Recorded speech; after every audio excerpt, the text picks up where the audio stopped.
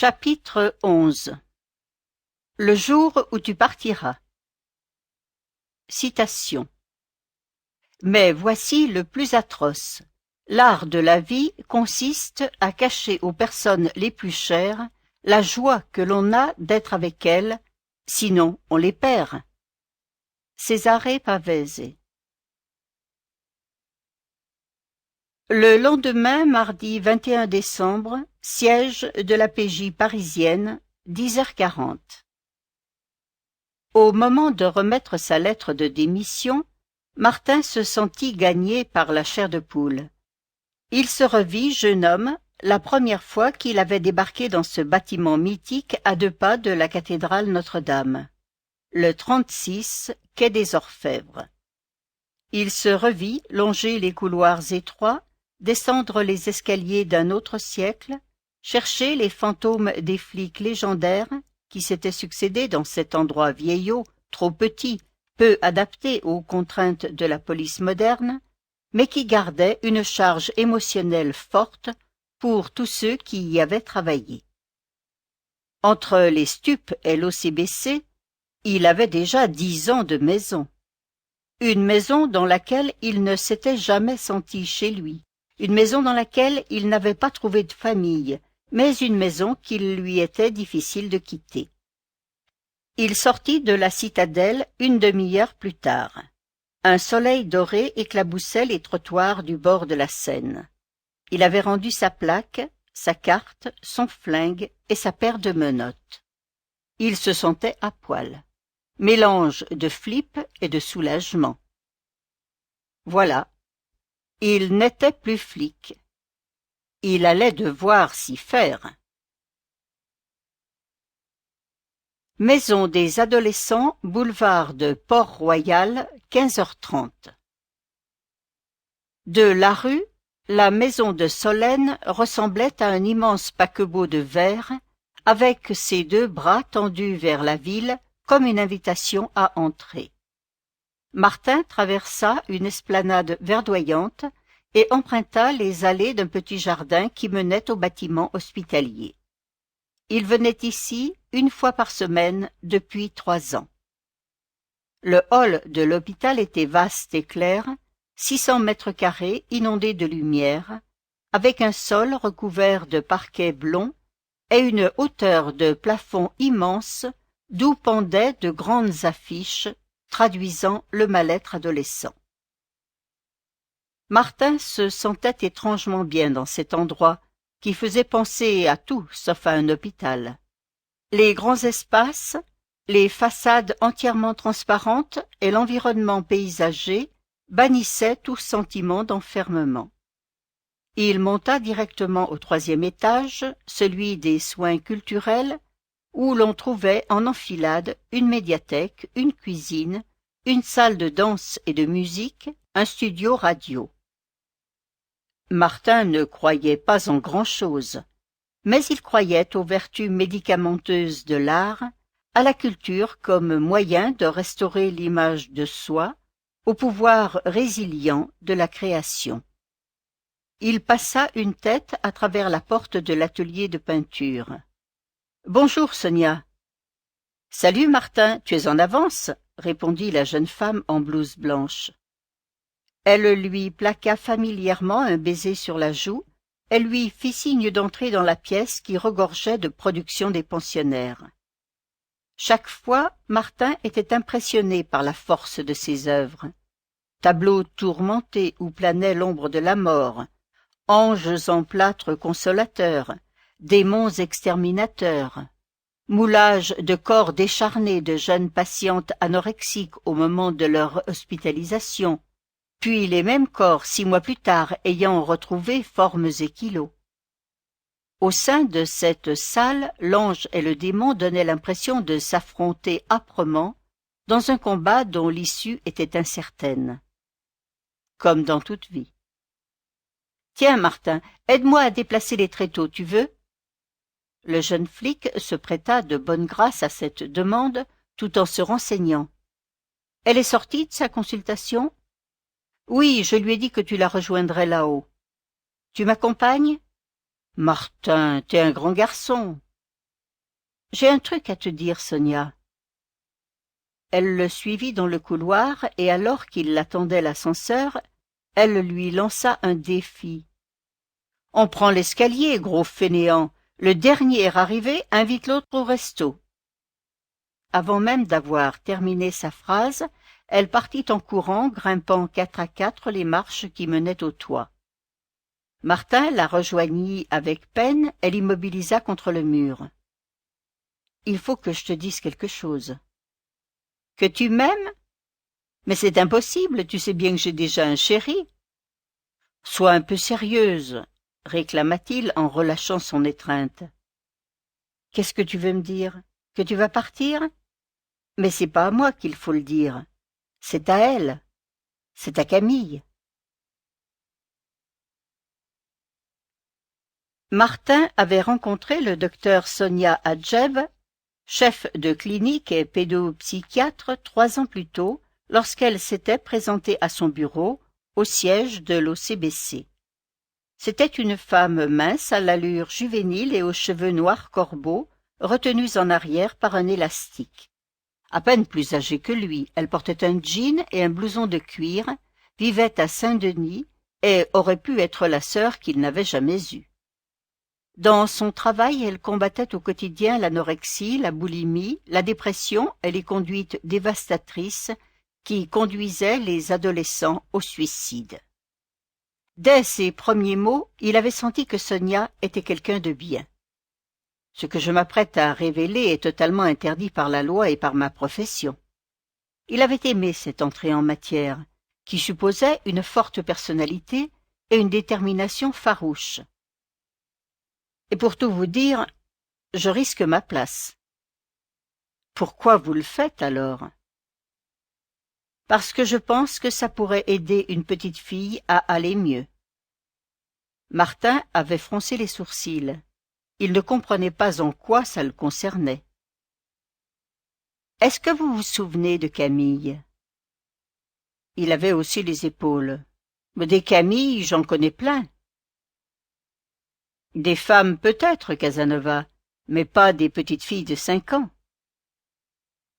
Martin avait fermé les yeux une demi-seconde. Une demi-seconde pendant laquelle il avait senti l'adrénaline pulser dans ses veines. Une demi-seconde pendant laquelle tout lui était revenu violemment en mémoire. Texte en italique. Hiver 2000. Quartier du Luth, au nord de Gennevilliers. Barre d'immeubles de 20 étages et de 200 mètres de long. Pluie fine, sale et grise. Il n'est que 17 heures, mais il fait déjà presque nuit. La 309 Peugeot bleu marine, pile au pied du bâtiment C. Il est l'un des 3 flics qui vont interpeller la petite amie d'un dealer placé en garde à vue. Il frappe à la porte, débite les formules d'usage. Pas de réponse. L'un de ses collègues fait sauter la serrure. Arme au poing, Martin pénètre le premier dans l'appartement. La femme est allongée sur un matelas. Elle a de la fièvre, les pupilles dilatées, les poignets entaillés. Du sang et de l'urine mouillent sa robe de chambre. À côté d'elle, une pipe à crack artisanale. Bouteille de coca en plastoc plantée d'un bic cristal faisant office de paille. Il se porte à son chevet tandis qu'on appelle une ambulance. Il comprend que c'est déjà trop tard. Elle part. Elle part. Lorsque le SAMU arrive, elle est partie. La perquisition ne donne pas grand-chose. Une dizaine de barrettes, un peu de CC, quelques cailloux de Kikra. Journée de merde. Retour au commissariat de Nanterre, paperasse, procédure à boucler, envie de vomir, de chialer, d'être ailleurs. Retour à la maison, le sommeil qui ne vient pas, la sensation de passer à côté de l'essentiel, le dernier regard de cette femme qui revient le hanter. Nuit de merde. Martin se lève, reprend sa voiture, file vers la banlieue. le Périph', Saint-Ouen, Gennevilliers, le quartier du Luth. Il erre un moment à pied dans la cité, interroge les petits caïds qui tiennent les murs, remonte dans l'appartement. Il cherche quelque chose, ne sait pas quoi, fouille la chambre, la cuisine, les chiottes. Il cherche quelque chose, il descend, s'arrête dans la cage d'escalier, inspecte les boîtes aux lettres, le faux plafond de l'ascenseur. Il cherche quelque chose. Dehors, la nuit, le froid, cette putain de pluie. Il cherche quelque chose, le parking, les bagnoles, les scooters, les containers qui débordent. Il cherche quelque chose. Quelqu'un. Un cri. Une intuition venue on ne sait d'où. Il ouvre la première poubelle et se met à fouiller à l'intérieur. Frisson. Il est là. Il sait qu'il est là avant même de l'avoir trouvé. Dans un grand sac de supermarché. Un bébé de quelques heures à peine, nu, frigorifié, enroulé dans un pull et une serviette de toilette. Il a encore des morceaux de placenta sur la tête. Il ne respire plus. Si, il respire encore. Enfin, peut-être. Il ne prend même pas la peine d'appeler une ambulance. Il entortille le nouveau-né dans son manteau, le cale sur le siège passager, sort son gyrophare et fonce vers l'est, direction Ambroise Paré. Tout à l'heure, le sang sur la robe de chambre, ce n'était pas seulement celui des poignets tailladés, c'était aussi celui d'une hémorragie après un accouchement. Et ces cons du SAMU qui ne s'en sont même pas rendus compte. Il appelle l'hôpital pour prévenir de son arrivée. Il jette des coups d'œil au bébé. C'est une fille. Enfin, il pense. Il est à la fois horrifié et fasciné par sa petite taille. Que la grossesse ne soit pas allée à son terme, c'est une évidence. Mais combien de temps est-elle restée dans le ventre de sa mère? 7 mois? 8 mois? L'hôpital, la prise en charge, il faut remplir des papiers. Nom, prénom du bébé, d'abord il ne sait pas quoi répondre. Doit faire un effort pour se souvenir du nom de la mère.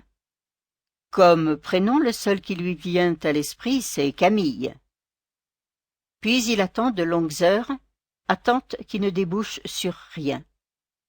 Il revient le lendemain. Comme les drogués, le bébé est en manque et subit un violent sevrage. Il faut attendre. Mais pourquoi est-il si petit? Parce que le crack entraîne une baisse de perfusion du placenta qui provoque un retard de croissance fœtale. Il revient le 2e jour. Le nourrisson lutte. Il aimerait lutter avec lui. Le 3e jour, on lui dit que le plus dur de la période de sevrage est passé, mais que le bébé est porteur du VIH et qu'il souffrira sans doute de séquelles, voire de malformations. Le 4e jour, il ne va pas à l'hôpital et passe une partie de la nuit dans un bar minable à boire de la vodka.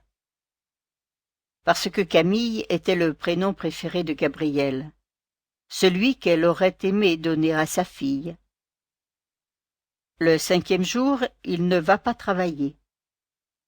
Le 6e, il mure ce souvenir dans sa mémoire et s'interdit de repenser à nouveau à Camille.